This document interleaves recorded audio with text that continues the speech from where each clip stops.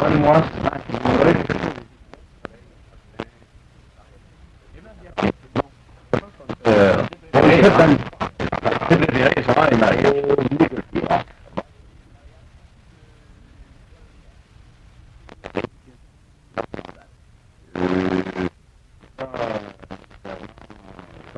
Seulement à Normandin, ce thème d'activité, c'est surtout régional.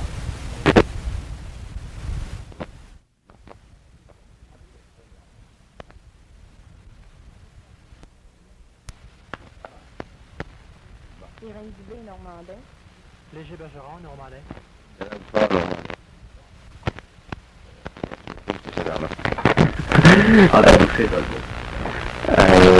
Alors je reviens à ça. La troupe folklorique de Normandin, est-ce que c'est réellement le nom? Ah, bien, une personne aussi le nom folklorique Chicoapé. Folklorique Chicoapé. Chicoapé, c'est un nom indien du lac Saint-Jean. Pas du lac Saint-Jean, mais c'est un nom indien. C'est un nom indien. Chicoapé. Pied-Quoi-Gamie, je m'excuse. Oh, tout bien. Pièce, traversée, Pied-Quoi-Gamie, Règle 4. En passant, André, CRGD est devenu officiellement hier soir, c'est des règles internationales. Bon, alors, on revient à nos invités. Ce matin, là, j'aimerais savoir, moi, depuis quand s'est fondé votre affaire? Au début, ça fait 5 ans depuis le début, mais le groupe actuel, c'est à peu près 2 ans. Vous êtes combien de membres? 14 membres pour une moyenne d'âge de 17 ans. 14 pour une moyenne d'âge de 17 ans. Et ça consiste en quoi, la troupe folklorique de Normandin, là, et puis encore oublié? Vous faites quelle activité, par exemple? Vous chantez? Ben non, on danse, on a une pratique par semaine de danse. On a pas d'activités, des rencontres, des soupers, des soirées, des expositions. Puis on a donné un spectacle le 2 mai à Normandin, dans 22 danses folkloriques. Et puis on répète le même spectacle à Delvaux ici le 4 juin, à l'école Jean Delvaux, à 9h dimanche soir. Est-ce que vous avez une chorégraphie? Non, c'est les chorégraphies montées, c'est des danses suisses, canadiennes, Israël, indiennes aussi. C'est les danses folkloriques, toutes les chorégraphies. On a dit que vous aviez des costumes également. Ah oui, nous avons plus de 115 costumes de différents pays. Alors, lorsque vous faites une danse, vous prenez un costume, le costume, c'est caractéristique, justement, comme on en parle peut-être l'expo pour plus tard, ce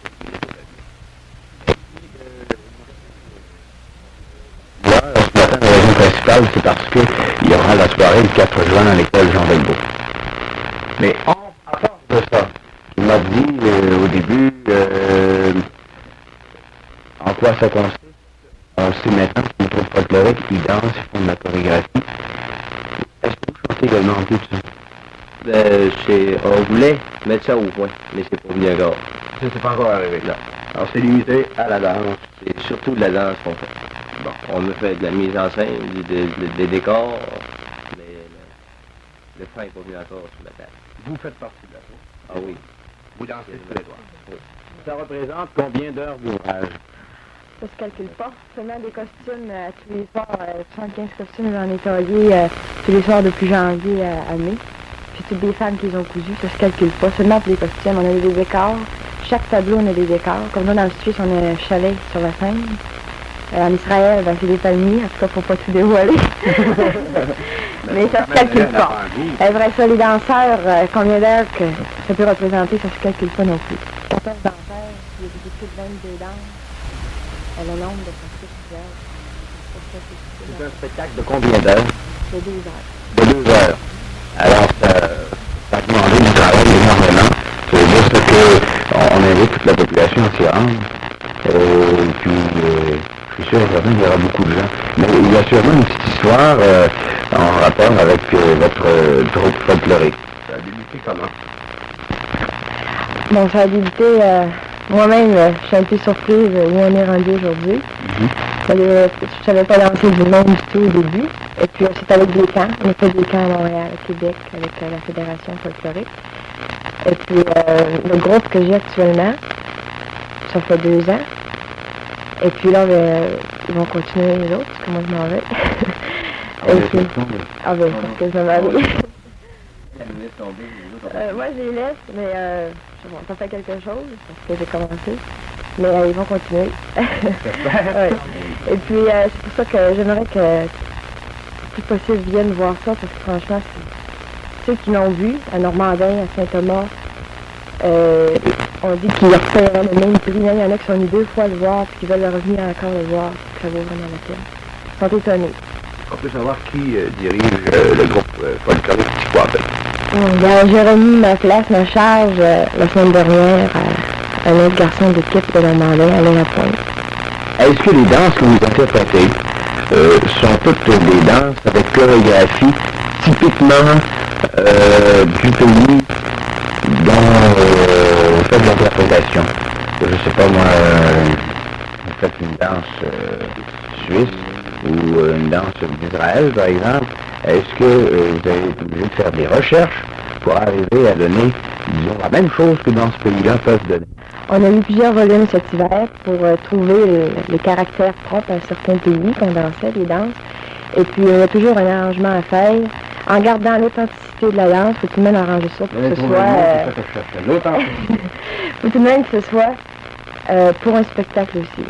C'est un arrangement à faire. C'est là qu'est le problème. Faut garder l'authenticité, que ce soit intéressant pour le public, parce que c'est toujours des danses qu'on s'occupe pas du public, quoi. Même Ça sans- revient également à toujours être la même chose, c'est devient moins intéressant, c'est devient moins naturel. Justement. Alors, tout le spectacle est varié du début jusqu'à la Oui, fin. oui. Les rythmes sont variés, les costumes, les couleurs. On a un bon système d'éclairage aussi qu'on a fait installer exprès pour le spectacle. On a une personne qui fait notre éclairage, qui nous suit toujours. En tout, je crois qu'on est une trentaine derrière la scène pendant le spectacle. Parce qu'on a des habilleuses et puis des maquilleuses. Sensationnel. Hein? Tu voudrais aller travailler comme un meilleur. Il est bon. Mais là, je pense qu'on a pas mal tout notre monde, là. Non, c'est complet. Complet. Partira bien. Merci. Grande personne, est-ce que vous faites ça simplement, vous faites ça, je présume, simplement en amateur, parce que vous avez tous un travail à part ça? Oh oui, c'est amateur. Et c'est tous des étudiants. C'est seulement moi qui aime mon travail. Et puis, j'ai pris beaucoup de temps là-dedans sur mon travail. Est-ce que ça donne réellement un meilleur travail que si c'était pour des professionnels qui le faisaient? Ceux qui le font, c'est parce qu'ils veulent bien. Alors quand on le fait bien, On a une sorte de loisir en dehors des classes, on s'occupe de ça plutôt que faire autre chose. Des sports, quand c'est des sports, mais on s'engage là.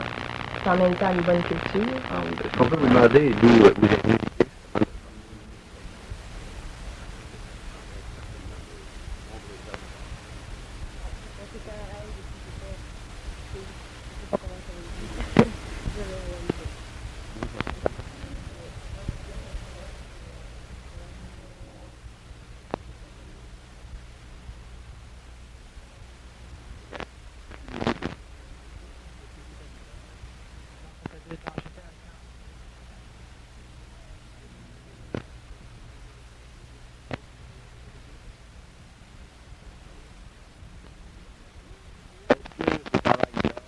Vous plaît?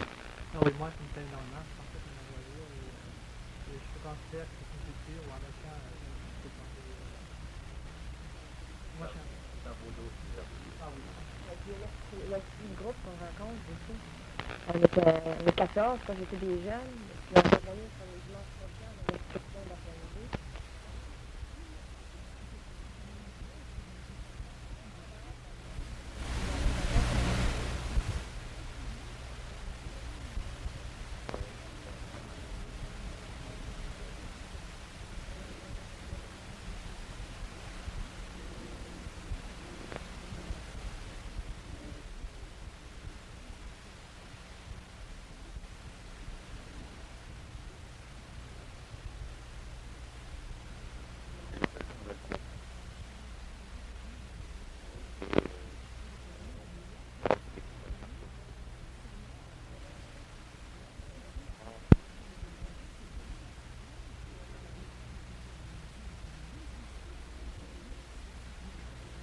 Bon, je suis pas dire mon mot, mais on va pas le dire. Faut que je fasse ça, parce que je pense qu'on va parler aussi. Non, mais c'est correct.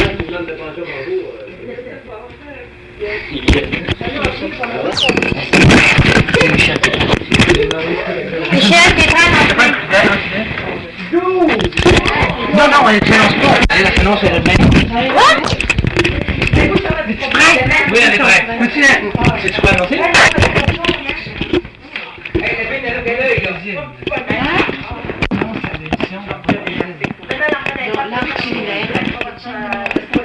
Bon, c'est ça. Voici maintenant les Ça me gêne. non, pas que je loue, parce que ça sent tes mains.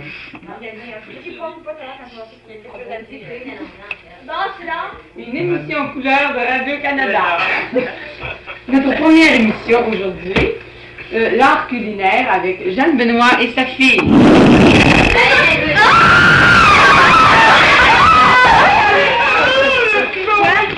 Bonjour mesdames. Es-tu prête, maman? Alors, pour aujourd'hui, nous avons une recette tout à fait formidable. Vraiment, nous sommes surpassés pour faire cette recette. Voici maintenant, je vais commencer à énumérer tout ce qu'il faut pour faire cette recette. Recette. Oui, qu'est-ce qu'il y a? C'est ce que je fais, ma chère. Voici maintenant le nom. Recette de bine à la rendumais.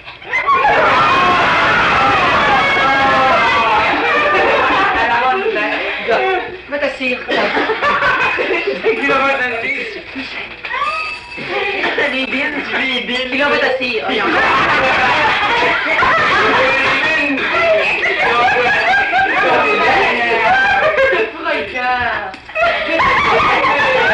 Maintenant, tu nous vois pas,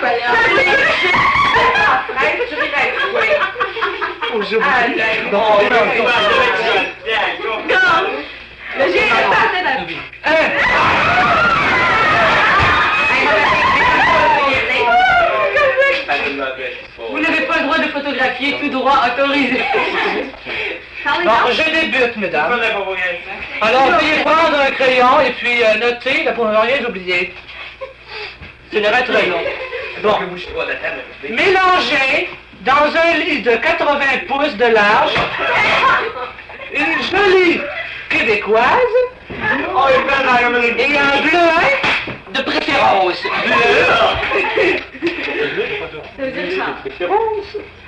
Mais surtout, ne laissez pas la cuillère trop longtemps dans le plat. Pour éviter la formation de grumeaux. Pas trop longtemps. Ajoutez-y une ou deux pincées de sucre. Mais,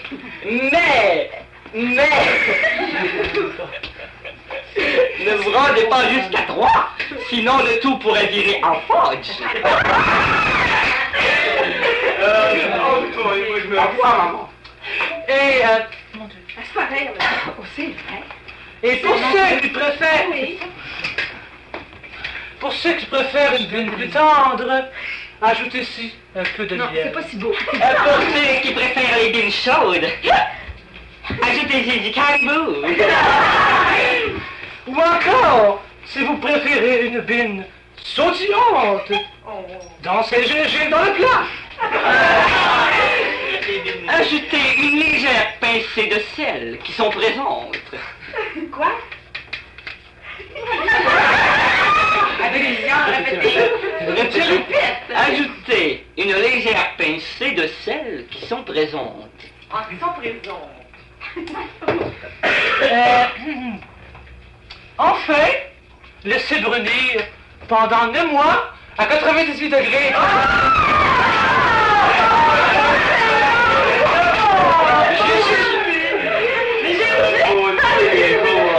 Jusqu'à consistance parfaite et retirée du four. Quand vient le temps... Oui, c'est ça. Quand vient le temps d'y goûter, on ne voit pas de graisse, On ne sent pas de graisse. on ne goûte pas graisse. La preuve.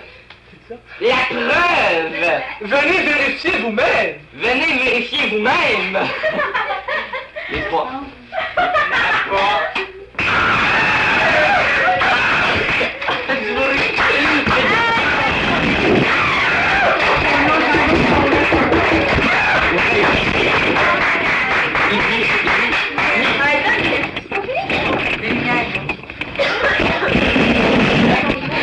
Maman, On s'est fait voler la mienne. pas vrai. Oh, mon Dieu. Oh, quelle catastrophe.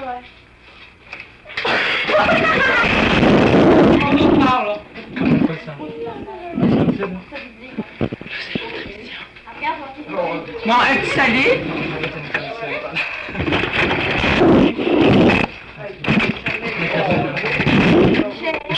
Hein?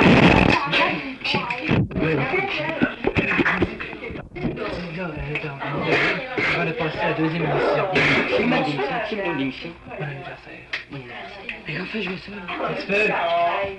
Vas-y, Michel, non, Mais non, il faut nous mais non, dis qu'il y a un interlude. Quel est l'interlude? On va mettre. Une émission couleur de Radio-Canada.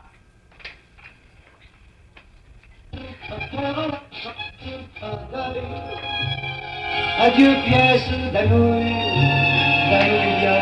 de Sartre, je ne sais plus très bien, mais j'ai de bons conseils.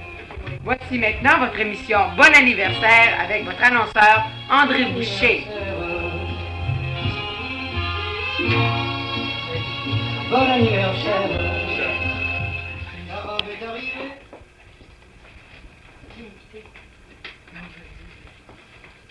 Eh bien, bonsoir, mesdames, mesdemoiselles, messieurs. Vous voici à votre émission Bon anniversaire. Eh bien, ce soir, nous avons une invitée tout à fait spéciale, je dois le dire, c'est bien le cas. C'est dans la personne de Miss Bin. Bonsoir, oui. Bonsoir, Miss. Eh bien, elle est ici dans le but de, disons, un peu de compter un peu sa vie, disons. Oui. Alors, j'ai quelques questions qui sont peut-être un peu indiscrètes, mais faut passer, disons. Je vais essayer. Alors, première question que j'ai question. Donc, je suis sûr que nos auditeurs... Alors, je procède à la première question. Serait-ce indiscret de vous demander votre âge? Oh, mais ça se compte pas. Comme vous pouvez deviner, c'est un chiffre. Oh, mon Dieu. 82. Ah, puis-je oser la cinquantaine?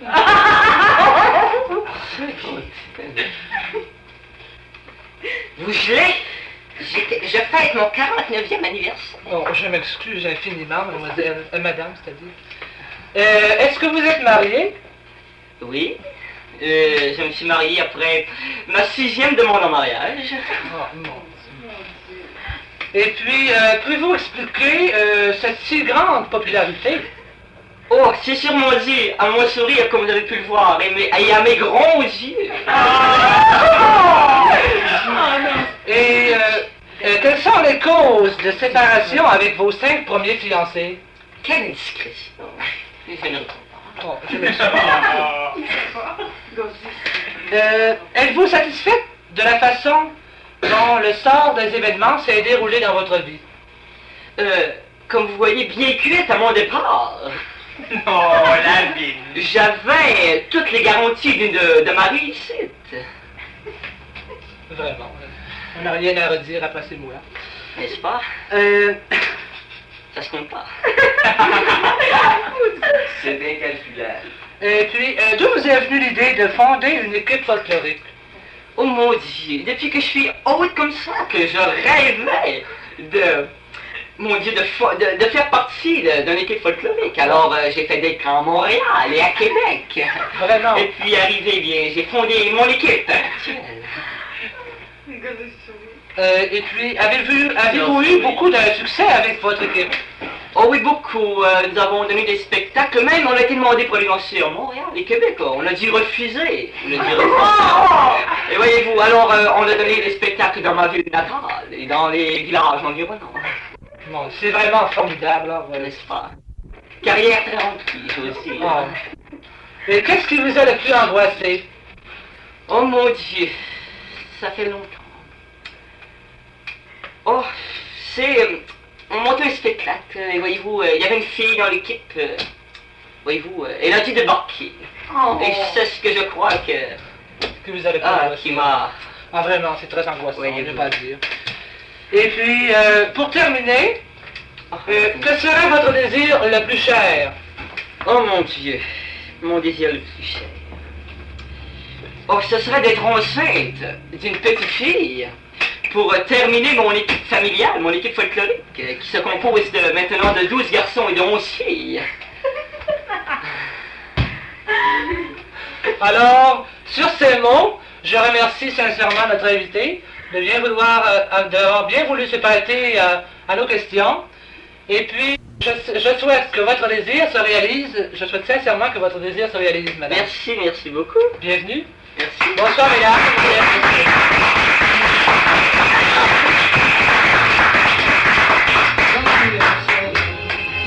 À la semaine prochaine. La robe est arrivée, enfin. C'était votre émission Bon anniversaire avec votre annonceur, votre André Boucher et son invité, Miss Bin.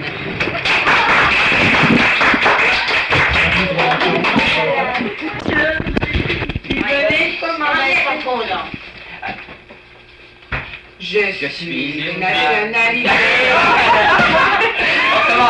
Ok. Je suis d'une nationalité canadienne, française.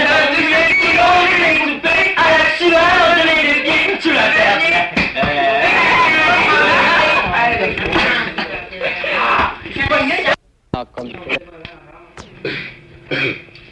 Et voici maintenant le chœur folklorique Tiquapé de Normandin. Je suis une bine de nationalité canadienne, française. Toute cette équipe, je l'ai formée à la sueur de mes deux pieds. Et puis venez pas m'embêter avec vos équipes à l'anglaise.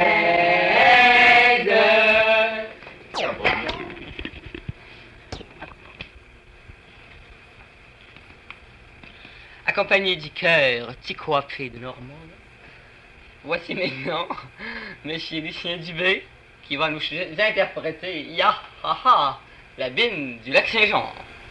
Ya ha ha, la bine du lac Saint-Jean, a du poil aux pattes comme des soldats. Ya ha ha, la bine du lac Saint-Jean, a du poil aux pattes comme des soldats. C'est la bine du lac Saint-Jean, depuis 5 ans, on voulait se marier. Elle est partie pour aller danser, elle est revenue, elle était fiancée. Ya ha ha, la bine du lac Saint-Jean, a du poil aux pattes comme des soldats. Ya ha ha, la bine du lac Saint-Jean, a du poil aux pattes comme des soldats. Depuis 7 ans, elle parle de grand, un moment donné, elle va se marier. Si vous doutez, venez constater, la porte de grand est tout grande ouverte. Ya ha ha, la bine du lac Saint-Jean, a du poil aux pattes comme des soldats. Ya ha ha, la bine du lac Saint-Jean, a du poil aux pattes comme des soldats. Avec ses deux beaux grands yeux d'eau, elle a réussi à attraper son faux. Elle veut faire pousser ses deux petites tresses pour pouvoir cacher ses deux grosses fesses. Ya ha ha, la bine du lac Saint-Jean, a du poil aux pattes comme des soldats. Ya ha ha, la bine du lac Saint-Jean, a du poil aux pattes comme des soldats. C'est le 24 juin qu'elle va se marier, vous viendrez voir ce qu'elle va manger. Une balle de foin pour déjeuner, Richard de Grange pour la soigner. Ya ha ha, la bine du lac Saint-Jean, a du poil aux pattes comme des soldats. Ya ha ha, la bine du lac Saint-Jean, a du poil aux pattes comme des soldats.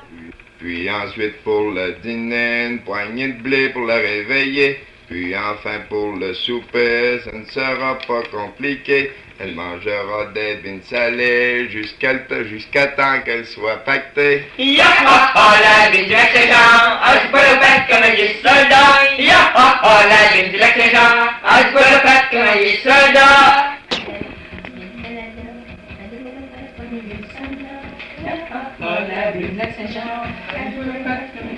Sur ce, nous fermons nos portes de grange. Et c'est pour la prochaine que nous vous invitons à écouter de nouveau le chœur Tiquapé de la folk équipe de Normandin. Bonsoir. La bine de ces gens, elle peut le faire comme elle est soldat. La bine de ces gens, elle peut le faire comme elle est soldat.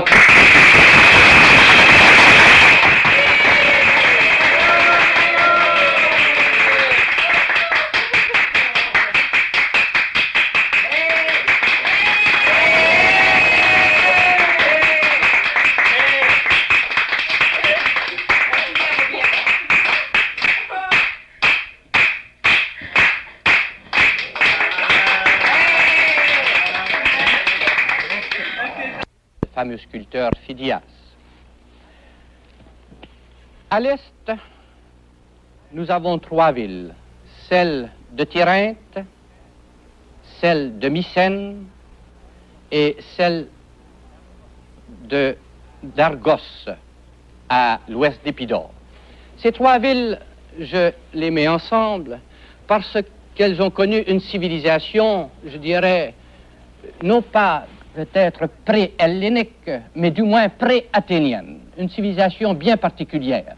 Une civilisation qui a été influencée par la civilisation minoenne.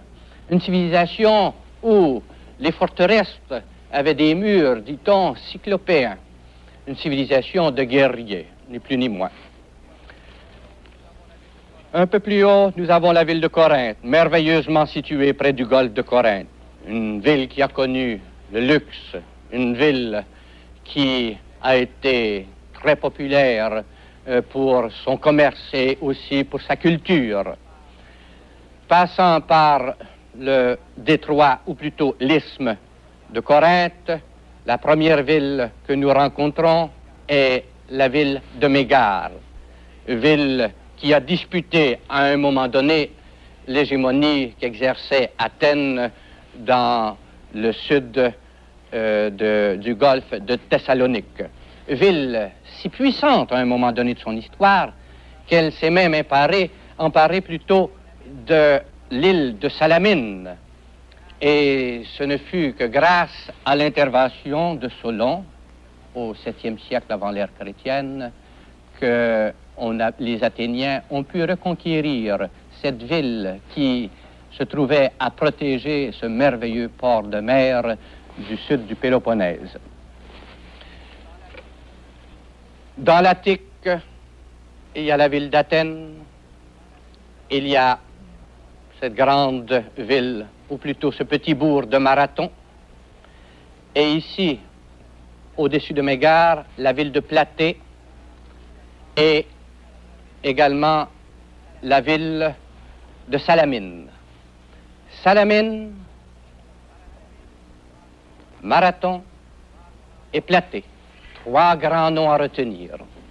Trois grands noms sur lesquels nous reviendrons à l'occasion des guerres médiques.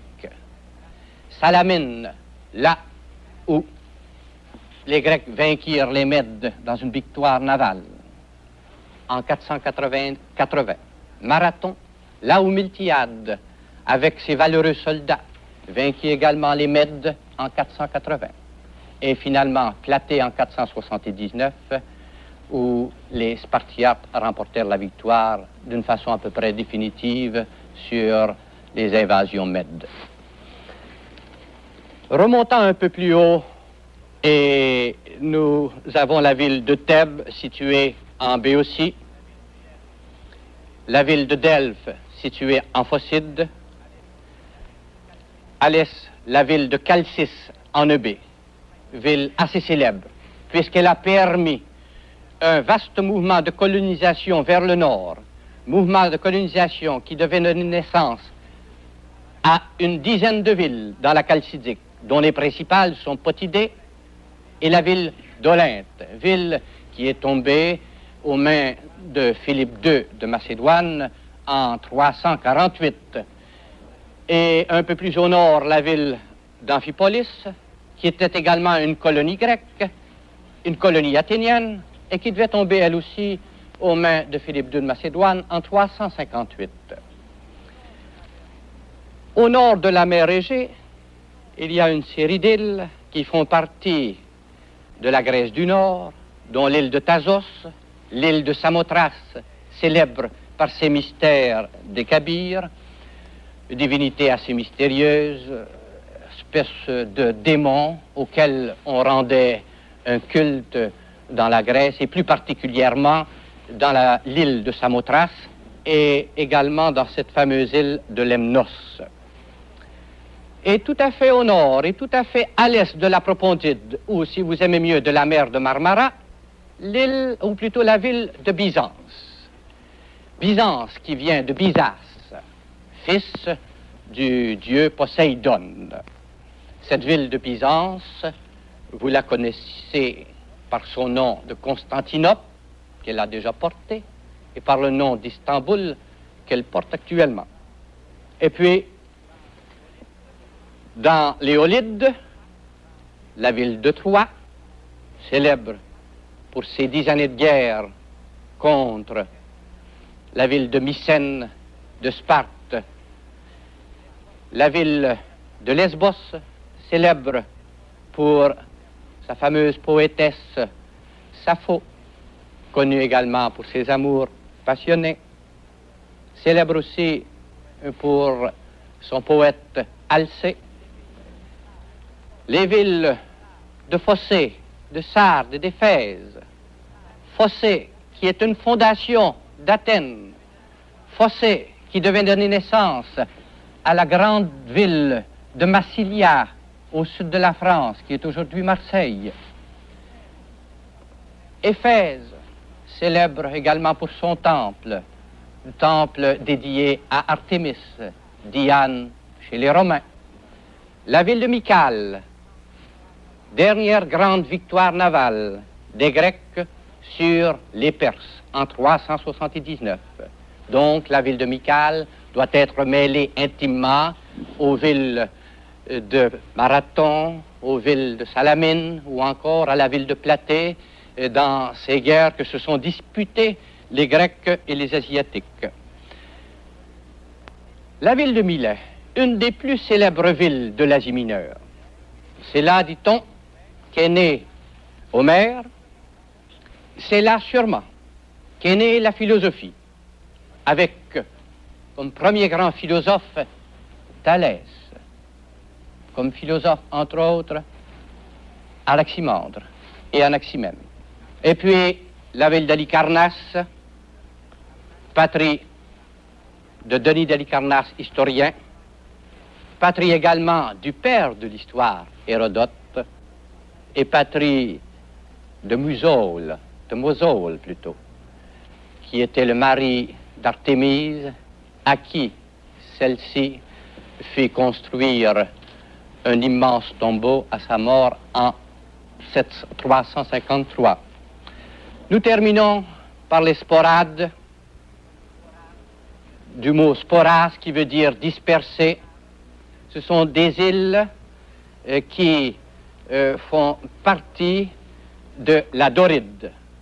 L'île de Rhodes qui connut un sort assez triste par les différentes invasions, invasion achéenne, invasion dorienne, invasion romaine et invasion d'Alexandre. Et l'île de Crète que nous avons vue au début. Voilà les différents sites archéologiques que nous serons appelés à visiter. Avant de prendre contact avec ces grandes villes d'une façon un peu plus intime, j'aimerais vous parler des origines de la Grèce. N'est pas toujours facile. L'échiquier chronologique qu'on a fabriqué perdrait de son sens. Et d'autre part, la variation du vocabulaire archéologique crée de nombreux embêtements. Lorsque on prend des volumes qui traitent de la civilisation égéenne, on y verra parfois des mots comme Messalien 1, Messalien 2. Et on verra d'autre part, dans d'autres volumes traitant du même sujet, employer un vocabulaire différent pour signifier des choses absolument identiques, comme néolithique moyen ou néolithique récent. Quoi qu'il en soit, même avec ces fluctuations de la chronologie ou encore ces variations du vocabulaire, quoi qu'il en soit, nous allons tenter de donner une idée de la Grèce jusqu'à l'époque mycénienne. Et nous diviserons notre sujet en 3 parties. Nous parlerons d'abord des pélages, puis des invasions achéennes, et en 3e lieu, des invasions doriennes. Les Grecs ont cru en l'existence d'une première population qui n'était pas hellénique, et d'une population qu'ils appelaient les Pélages. Et Hérodote lui-même nous dit à ce propos, quelle était la langue des Pélages? Je ne pourrais le dire avec certitude, mais s'il m'est permis d'émettre une hypothèse fondée sur les Pélages qui existent encore, eh bien, ils parlaient une langue barbare. Et je veux dire par là une langue qui n'était pas la langue hellénique, mais une langue non grecque. Qu'étaient les barbares, ou plutôt les Pélages, au juste? Les Pélages parlaient l'égéen. L'égéen n'était pas une langue simple. L'égéen comprenait en réalité de nombreuses variétés dialectales. Entre autres, 3 variétés. Le méditerranéen, le tyrcène et finalement l'asianique. Le méditerranéen qui était parlé au nord de la Méditerranée. Le tyrcène qui était parlé au nord de la mer Égée, principalement dans l'île de Lemnos. C'est une langue qui est étrangement apparentée à l'étrusque. Tandis que l'asianique était parlé tout à fait au sud de la mer Égée, dans le sud de l'Anatolie, ou plus précisément dans la Lydie, la Pamphylie et la Cilicie. L'égéen qui comprend ces 3 langues a un degré de parenté avec, mais plutôt un degré de parenté entre l'asianique et le tyrcène et le méditerranéen. Tout comme d'ailleurs le russe, qui est différent de l'espagnol, et parent cependant avec l'espagnol, si l'on remonte jusqu'à l'indo-européen, puisqu'ils ont tous deux, et le russe et l'espagnol, la même langue mère, l'indo-européen. Ainsi, le tyrcène et l'asianique et le méditerranéen sont différents entre eux, mais se rejoignent par une même langue qu'on appelle l'égéen. Les invasions achéennes sont parties du nord de la Grèce.